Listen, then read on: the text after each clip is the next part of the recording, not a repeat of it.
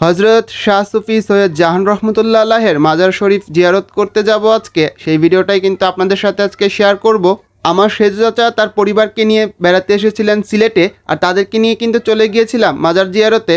আর ভাই বোনের দুষ্টু মিষ্টি খুনসুটি সুন্দর কিছু মুহূর্ত আজকের ভিডিওটার মাধ্যমে আপনারা দেখতে পাবেন।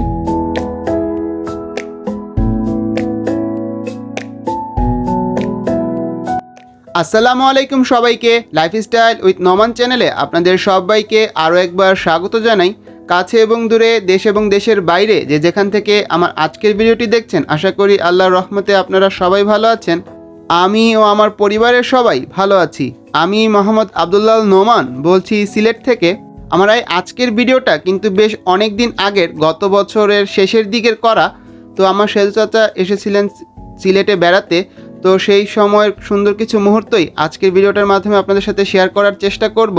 তো এই যে দেখতে পাচ্ছেন, সেজু চাচারা কিন্তু সারাদিন জার্নি করে ট্রেনে করে ঢাকা থেকে সিলেটে চলে এসেছে। আর এই যে আম্মু দেখতে পাচ্ছেন, যেহেতু শীতকাল ছিল, একদম গরম গরম তাদেরকে খাবার পরিবেশন করেছে।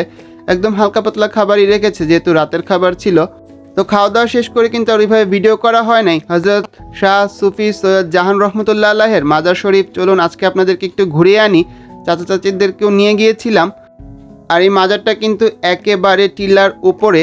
তো ভাবলাম চারিদিকে পরিবেশ, টিলা ঘোরা হয়ে যাবে, সাথে কিন্তু মাজারও দেখা হয়ে যাবে, আর কি একসাথে দুই কাজ বলা যায়। তো এই যে দেখতে পাচ্ছেন, চাচা চাচিদেরকে নিয়ে কিন্তু আমি চলে এসেছি মাজারের এই দিকে। তো চাচি আর উপরে উঠলেন না, চাচাকে নিয়ে, ছোটো বোনকে নিয়ে আমি কিন্তু মাজারের এই উপর দিকে উঠে এসেছিলাম। তো এই দিক থেকে যেদিকেই তাকাবেন চারিদিকে শুধু পাহাড় আর পাহাড়। এই যে দেখতে পাচ্ছেন, ভিডিওতে হয়তো ওভাবে বোঝা যাচ্ছে না। তো এই যে আমরা মাজার জিয়ারত শেষ করে আমি, চাচা, আমার ছোট বোন কিন্তু নিচে চলে এসেছি। ওকে চাচা বলছিল মাজারে কিছু দান করার জন্য, তো আমি একটু ওর ছবি তুলবো এটা বলছিলাম। তো ও খুবই লজ্জা পাচ্ছিল, যার কারণে তাকাতে চাচ্ছিল না। তো পিছন থেকে কিন্তু আমি ছবি তোলা বাদ দিয়ে একটু ভিডিও করে নিলাম। আর এই মাজারটা কিন্তু চাইলে আপনারাও আসতে পারেন। এটা কিন্তু লোকেশনটা আমি আপনাদেরকে বলে দিচ্ছি। এটা হচ্ছে সিলেট কৃষি বিশ্ববিদ্যালয় এবং ইঞ্জিনিয়ারিং কলেজের পাশ দিয়ে একটা রাস্তা গেছে, সেখান দিয়ে কিন্তু আপনারা খুব সহজে এই মাজারে চলে আসতে পারবেন। এই যে এরকম বেশ কয়েকটা সিঁড়ি পাড়ি দিয়ে তারপর কিন্তু এই মাজারে আসতে হয়। অনেকটা উঁচু বলা যায়। তো যারা উঁচুতে উঠতে খুবই কষ্ট হয় তারা কিন্তু না আসলেই ভালো। তো যারা উঠতে পারেন তাদের জন্য কিন্তু খুবই ভালো। আসলে কিন্তু খুব সুন্দর একটা মনোরম পরিবেশ উপভোগ করতে পারবেন। এই যে চাচি কিন্তু চারিপাশটা দেখছিলেন, তো সবার কাছে খুব ভালো লাগছিল, একদম নিরিবিলি।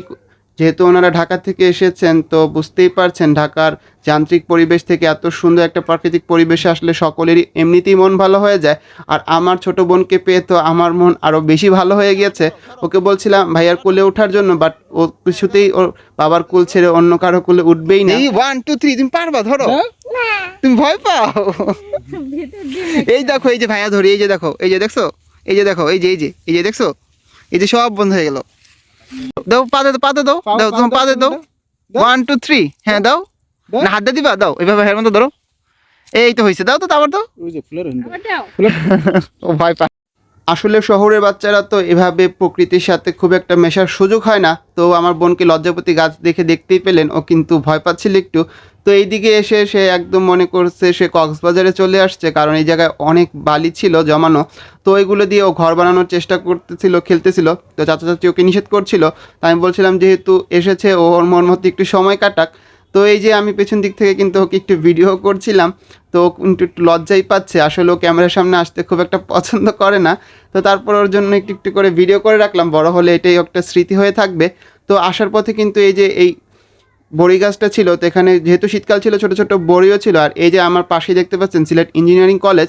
আপনারা এখানে এসে মাজারের নাম বললে কিন্তু যে কেউ দেখিয়ে দিবে, খুব সহজে কিন্তু আপনারা যেতে পারবেন। আর এই মাজার কিন্তু প্রচুর বানর থাকে, যদিও আজকে আমরা যেহেতু সকালবেলা গিয়েছিলাম খুব একটা বানর দেখতে পাইনি। আর এই যে এইদিকে চলে আসলাম আমরা বাসায় এসে তো আমার বোন লেখাপড়া শুরু করে দিয়েছে। দেখেন ওর হাতের লেখা মাশাআল্লাহ কিন্তু খুবই সুন্দর। তো আমাকে লিখে লিখে দেখাচ্ছিল যে ও কী পারে, অনেকগুলো কবিতাও কিন্তু আমাকে শুনিয়েছে। তো এইভাবেই ভাই বোন মিলে খুব সুন্দর সময় কাটাচ্ছি। আর ওদেরকে নিয়ে কোথায় ঘুরলাম, কী করলাম, এগুলো কিন্তু আমার অন্য একটা ভিডিওতে আমি আপনাদের সাথে শেয়ার করার চেষ্টা করব। তো আপনারা তাহলে আজকের ভিডিওটা কীরকম লাগলো অবশ্যই কমেন্ট করে জানাবেন। তাহলে সবাই সুস্থ থাকবেন, ভালো থাকবেন, নিরাপদে থাকবেন। আল্লাহ হাফেজ, আসসালামু আলাইকুম।